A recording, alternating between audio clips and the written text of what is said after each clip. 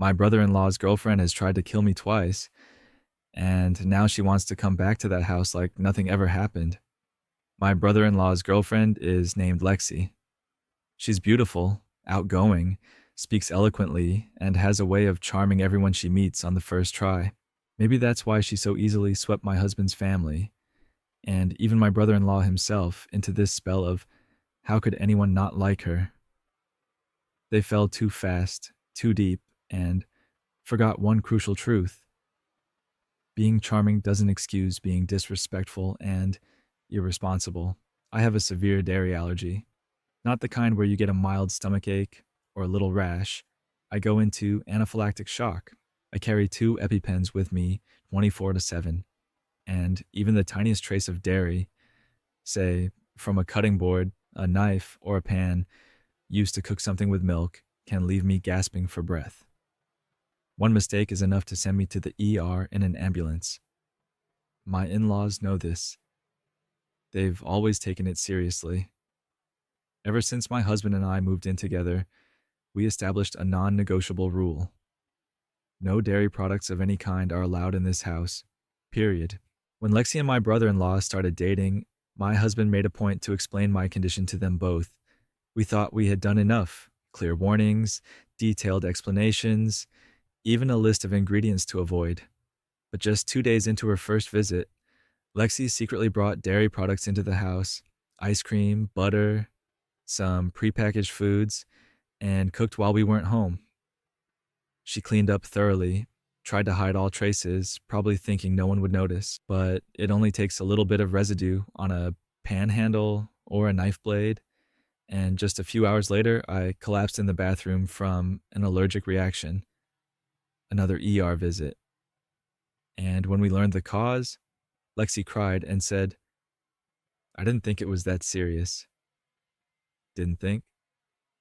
After we'd explained it, warned her, and she saw me gasping for air in an ambulance, I chose to let it go. Not because I believed her, but out of respect for my husband's bond with his brother. I didn't want to be the woman who tore their family apart. We gave her a second chance. This time I thought I had done everything right. Before the visit, my husband and I got on a video call with her, went over all the house rules again, stressed that my life depended on strict compliance. Lexi smiled, nodded, said, "I totally understand." But then I went to take out the trash and found something in the bedroom bin: a candy wrapper with milk, an empty milkshake bottle, and a napkin with dried vanilla ice cream on it. She hadn't made a mistake. She had intentionally brought dairy, eaten it in secret, and thought that hiding the evidence in a different room would somehow make it okay. That wasn't ignorance. That was disrespect. I didn't scream. I didn't make a scene. I just waited quietly until she and my brother-in-law got home, then laid out the evidence. He was stunned. Lexi cried again and said, "I didn't mean to." But this time my brother-in-law saw it for what it was. He went through her suitcase and found milk chocolate bars and cheese crackers. Furious, he threw everything in the trash and kicked her out of the house that same night. But then, a few months later, they got back together, and that's when it hit me. If she ever walks into my home again, the next incident might not just send me to the hospital. It might be the end. No second chances, no more compromises. Not unless I'm allowed to inspect her luggage myself. Is that unreasonable? Or is it the bare minimum a person should be able to ask, just to stay alive? After the second time Lexi secretly brought dairy products into my house and got caught, I truly believed I'd never have to deal with her again. To be honest, I don't hate Lexi. I hate the feeling that my life was being used as a test for the honesty of a stranger, someone who refused to understand that I don't have the luxury of forgiving a mistake, even once. After being kicked out of the house, Lexi and my brother-in-law had a huge argument. I didn't hear all of it, but it was enough to see that he was furious. He threw her things into a trash bag and apologized to me with a face that said nothing but shame. I remember him sitting on the porch that night, alone, skipping dinner, silently staring at the floor like he was asking himself, how could I fall in love with someone who could be that careless? But then a few weeks later, I found out they were back together. No official announcement, no family meeting, no explanation. Just one evening, during my mother in law's birthday dinner, Lexi walked in holding a gift box and flashing that perfect smile as if nothing had ever happened. I froze for a moment, and that's when I realized for them, if you stay silent long enough, the problem just disappears. After that, my brother in law started visiting my house alone. His visits became more frequent, and slowly, we regained some of the comfort we'd lost after everything that happened. He was respectful, never mentioned Lexi, and I didn't ask. Maybe we both understood. This was the only way to preserve what was left of our relationship. Until last week. Lexi wants to come with me on the next visit, he said over the phone, his voice hesitant. She wants to make peace. She wants to show she's changed. I looked at my husband. He was quiet for a while, then sighed. I don't want to lose my brother, he said, but I won't let you get hurt again either. We spent that entire evening going back and forth, weighing every option. Saying no outright would be easy, but it would put my brother-in-law in an impossible position, torn between love and family. Saying yes, on the other hand, and risking my own life, was something I simply couldn't do. So, we made one condition. Only one. Lexi could come, but every time she left the house and came back in, I would check her bag. No exceptions, no negotiations.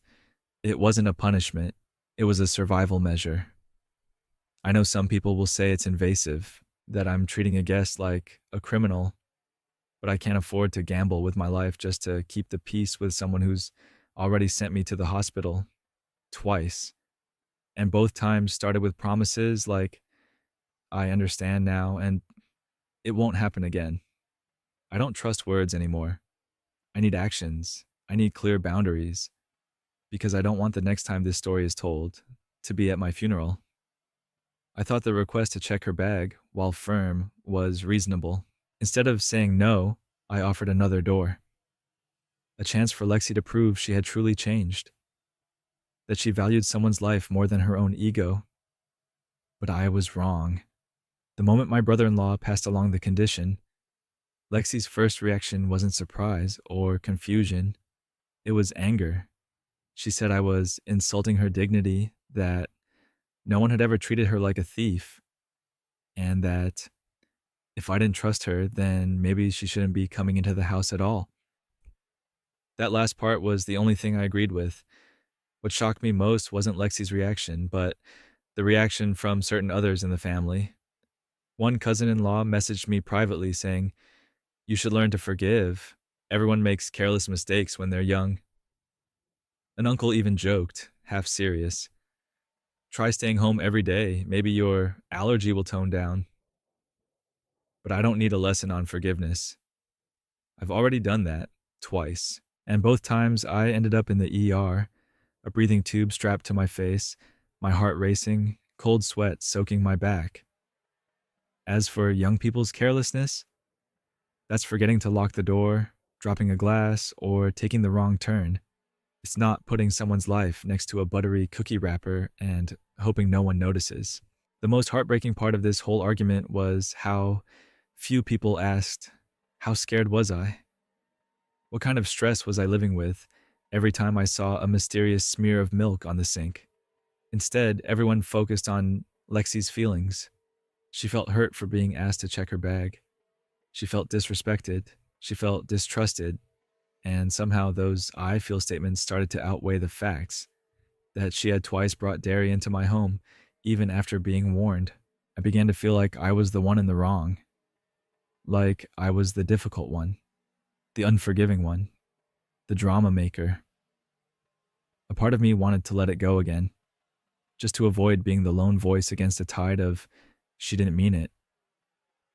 But then one evening while my husband was washing dishes, I asked quietly, "Do you think I'm being too harsh?"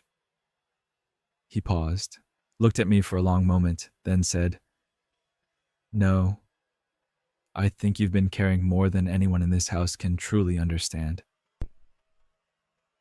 And in that moment, I knew I wasn't wrong. I'm not obligated to be nice to someone who nearly killed me twice. I'm not obligated to play polite to maintain a relationship no one else is protecting. I don't have to hide my fear just to spare the feelings of someone who's ignored it all along. After Lexi strongly objected to the bag check, my brother in law called my husband. The conversation lasted nearly an hour, but when he hung up, I saw a look on his face I'd never seen before, a kind of heaviness that words couldn't quite capture. He said Lexi feels humiliated, my husband recounted, and if she's not treated like a normal adult, then he's canceling the trip. I nodded. No anger, no argument. I simply said one sentence, then cancel it. And just like that, I became the problem. It spread like someone had blown a whistle to start an unofficial family meeting. The group chat exploded with messages. Why make such a big deal out of something small? Can't we just trust each other this one time? She's just your brother-in-law's girlfriend. Are you really going to cause this much drama over it? I didn't respond. I read every line, and all I saw was this. They don't live in my body, so they think my fear is something up for debate. I thought I had been clear from the beginning. Lexi was allowed to come. I never banned her. But in return, I needed one thing, a layer of safety, a boundary, a shield. And because I refused to take that shield down, I was suddenly labeled difficult, cold, unwilling to compromise. One aunt even messaged me privately to say, "You need to understand that if you want to be part of a close-knit family, sometimes you have to make sacrifices." I typed out a reply, then deleted it, typed another one, deleted it again. In the end, I didn't send anything, because I knew, in their eyes, what I called the right to live safely was just an inconvenience, something to be tolerated only if it didn't ruffle anyone else's comfort. A few days later, my husband quietly removed himself from the family group chat. No explanation, no big statement. He just left. When I asked him if he was sure, he said, "I'd rather be seen as a bad husband than let you think I'd choose someone else over your life." I cried when I heard that. Not because I was sad, but because for the first time in our marriage, I didn't feel like I was fighting alone. And that gave me the strength to hold my ground. We sent one final message to my brother-in-law. Lexi is still welcome to come if she's willing to respect the rules. If not, we completely respect her choice to stay at a hotel or not attend. No threats, no ultimatums, just a choice. And the only person who gets to make that choice is her. As for me, for the first time after years of shrinking myself, I chose to stand with me. The last message we sent wasn't long, nor was it harsh, but it was final. There were no harsh words, no pleading. We simply laid out two choices. If Lexi wanted to come over, she'd have to agree to let me check her bag every time she walked through the door. And if that was something she couldn't accept, then a hotel would always be an appropriate option. We wouldn't stop her or interfere. 3 days passed in silence. I expected my brother-in-law to call, to try to smooth things over or offer some kind of compromise, just like he always did before. But this time he didn't. On the fourth day, he sent a short message. "We won't be coming. Wishing you both good health." No explanations, no anger, just a cold, clean ending. But sometimes silence speaks volumes. I understood. To Lexi, letting someone check her bag was more important than making someone who almost died because of her feel safe. To my brother-in-law, keeping the peace in his romantic relationship meant more than the family bonds we used to share. And to most outsiders, the inconvenience of a pitiful guest seemed to matter more than the ever present fear of someone with a life threatening allergy. I won't lie, I was disappointed. I'd hoped Lexi would choose differently, that she'd say, I understand, and I'm willing to prove it with my actions. But then I realized if someone truly values the forgiveness you've given, they don't need to be reminded a third time. My husband hugged me from behind as I stood silently at the window, the one that once looked out on the road where my brother in law used to walk in every weekend. I know you're sad, he said, but I'm proud of you for saying no. Those words might seem simple, but to me, they mark the end of all the years I compromised with my own fear just to keep a relationship that never put my safety first. I don't know if this will fracture relationships in the wider family. Maybe some will look at me with less kindness. Maybe I will be labeled difficult or lacking compassion. But I've learned one thing: no one else lives my life for me. No one else pays the price if I have a serious allergic reaction. And no one has the right to decide how much risk I should accept, except me. So if drawing my boundaries makes some people unhappy, maybe they never really cared about me the way I thought. And if it comes down to pleasing others or giving myself one more day to survive, this time I won't choose silence. I won't choose to bend. This time I choose myself. I'm not sharing this story to make anyone take my side. I'm sharing it because I know there are people out there silently living in fear, yet being told they have to be polite, to forgive, to be kind to the very things that could destroy them, whether physically or emotionally. If you've ever been dismissed just for setting boundaries, if you've ever been called difficult because you refuse to sacrifice your safety for the sake of keeping the peace, if you've ever been labeled too much simply because you stood up and said, I don't want to endure this anymore, then I want you to know you are not wrong and you are not alone. Sometimes what you need isn't to explain yourself more, it's to take a big enough step back to realize real respect doesn't ask you to suffer just to be loved, because you deserve to live, to breathe, to feel safe in your own home without needing anyone's permission. That's the end of this story. If it spoke to you, please leave a comment, like, share, and subscribe to help us keep creating more videos like this. Thank you for listening, take care, and see you next time.